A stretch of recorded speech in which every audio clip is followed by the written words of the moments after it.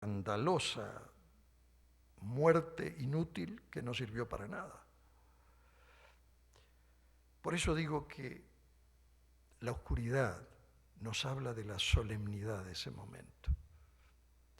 El Señor moría allí para que usted y yo no termináramos muriendo en el lago de fuego. En tercer lugar, era una oscuridad, yo no sabía cómo describirla, pero le puse secretamente discreta por lo siguiente. Esa oscuridad sobrenatural fue la oscuridad de lo discretamente secreto de Dios. Fíjense qué hermoso, porque fue como si Dios hubiera puesto una cortina, como si hubiera puesto una pared, ¿no es cierto?, alrededor de la cruz, para que nadie pudiera ver lo que estaba sucediendo allí. Y durante esas 3 horas Jesucristo llevó a cabo su gran obra de redención. Murió por los pecadores del mundo. Permítame explicarles algo que creo que va a ser vital. En el Antiguo Testamento, nosotros conocemos lo que se llamaba el día de la expiación. ¿Qué era el día de la expiación? Bueno, el día de la expiación ocurría solamente una vez al año. Y esa vez al año el sumo sacerdote, no los sacerdotes comunes, el sumo sacerdote podía entrar en el lugar más santo, santísimo se llamaba, del tabernáculo. Y solamente lo hacía él, nadie podía ir con él.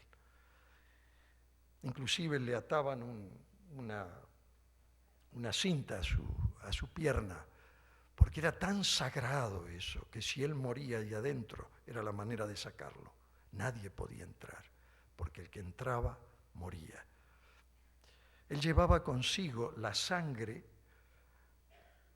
y la esparcía delante y sobre el propiciatorio, donde estaba el arca del pacto de Dios, el lugar más solemne y sagrado de todos.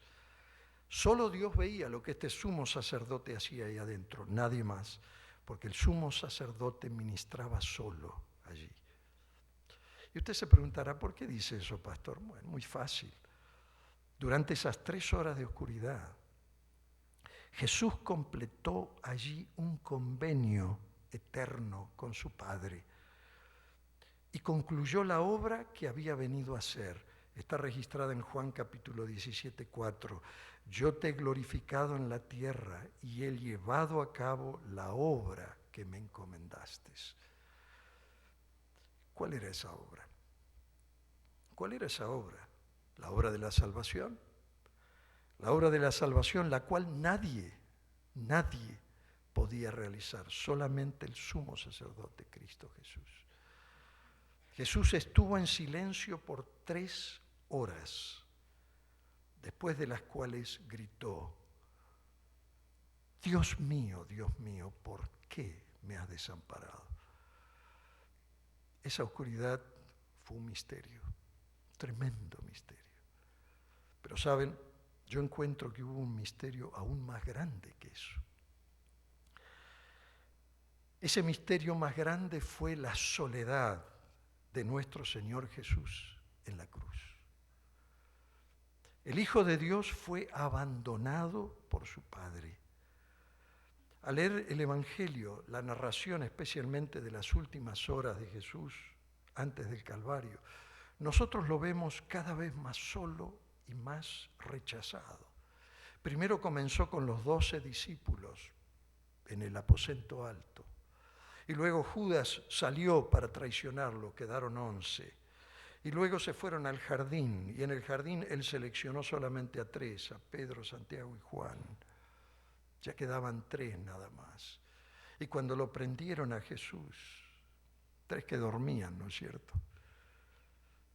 Y cuando lo prendieron a Jesús en el jardín, todos los discípulos desaparecieron, quedó solo.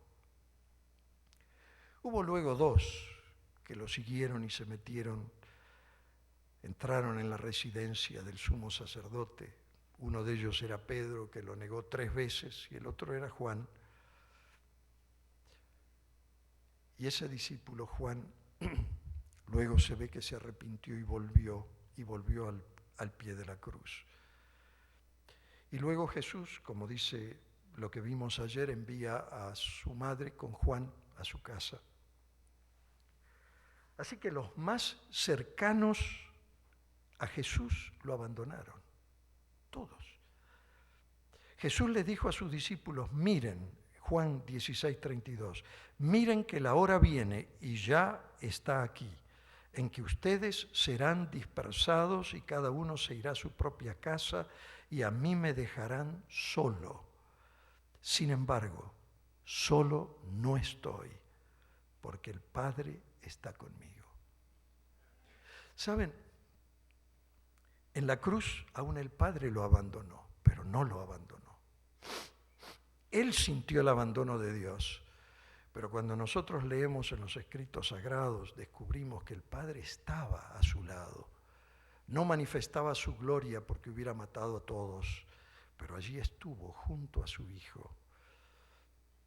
Al sentir el Salvador, dice la escritora que le cité anteriormente, Elena White, en Deseado de toda la gente, es un libro que hemos obsequiado esta noche, dice, al sentir el Salvador que de él se retraía el semblante divino en esta hora de suprema angustia, atravesó su corazón un pesar que nunca podrá comprender plenamente el hombre.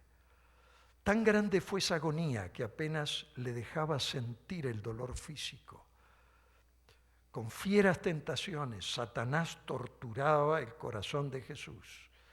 El Salvador no podía ver a través de los portales de la tumba. La esperanza no le presentaba su salida del sepulcro como vencedor, ni le hablaba de la aceptación de su sacrificio por el Padre. Temía que el pecado fuese tan ofensivo para Dios que su separación resultase eterna. Sintió la angustia que el pecador sentirá cuando la misericordia no interceda más por la raza culpable. Qué misterio profundo es este. La soledad que experimentó nuestro Salvador en la cruz. ¿Por qué el Padre lo abandonó? Bueno, hay muchas razones posiblemente que se podrían dar, pero ciertamente la más lógica de todos es que Jesús fue hecho pecado por nosotros.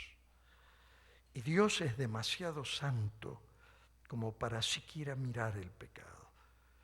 El pecado nos aísla a nosotros de nosotros mismos y crea un vacío interno tremendo que es la separación de nuestro Dios. El pecado nos separa de Dios y nos separa de los demás también. Cuando Adán y Eva pecaron, se encontraron que estaban escondiéndose de Dios. ¿Por qué se escondían de Dios? Porque se sentían culpables, porque temían enfrentar al santo Dios. Los pecadores huyen de Dios, siempre huyen de Dios, siempre lo han hecho. Tal vez pueda haber alguien esta noche que está sentado aquí, escucha mi voz y siente en el corazón, se siente abandonado por Dios. Yo quiero decirle algo. Dios nunca nos abandona. Si es que entiendo bien la palabra, nunca nos abandona. Si Dios nos abandonara por un solo segundo, nosotros moriríamos. ¿Saben por qué? La Biblia lo dice, Hechos 17:28. En Él nosotros vivimos, nos movemos y existimos en Él. Dios estuvo con José cuando José tuvo que pasar las aflicciones en Egipto. Dios estuvo con Daniel durante la cautividad en Babilonia. Dios estuvo con David cuando tuvo que huir y estuvo en el exilio mientras era perseguido para ser muerto. Pero en este caso,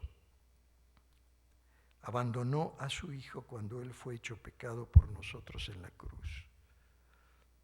Jesús fue abandonado por su Padre para que nosotros nunca fuéramos abandonados. Él pasó a través de la oscuridad para que nosotros podamos vivir en la luz. Él experimentó la terrible soledad para que nosotros nunca fuésemos dejados solos. En el día del juicio, Jesús les dirá a quienes rechazaron su gracia: jamás los conocí, aléjense de mí, obradores de maldad. Por eso las Escrituras no describen lo que Jesús pasó durante esas 3 horas de oscuridad, pero lo sintió de tal manera que lo expresó con tanta intensidad que gritó: Dios mío, ¿por qué me has desamparado? Ningún pecador que termine en el lago de fuego donde va a terminar Satanás y los ángeles caídos le podrá decir al Señor: ¿por qué me has abandonado? ¿Saben por qué? Porque ellos sabrán por qué están allí. Ellos sabrán por qué están allí. Por rehusarse a recibir el don de la vida eterna mediante el Señor Jesucristo. Aquí Mateo capítulo 23, verso 37 dice: ¿cuántas veces quise reunir a tus hijos como reúne la gallina a sus pollitos, dice Jesús, debajo de sus alas, pero no quisiste?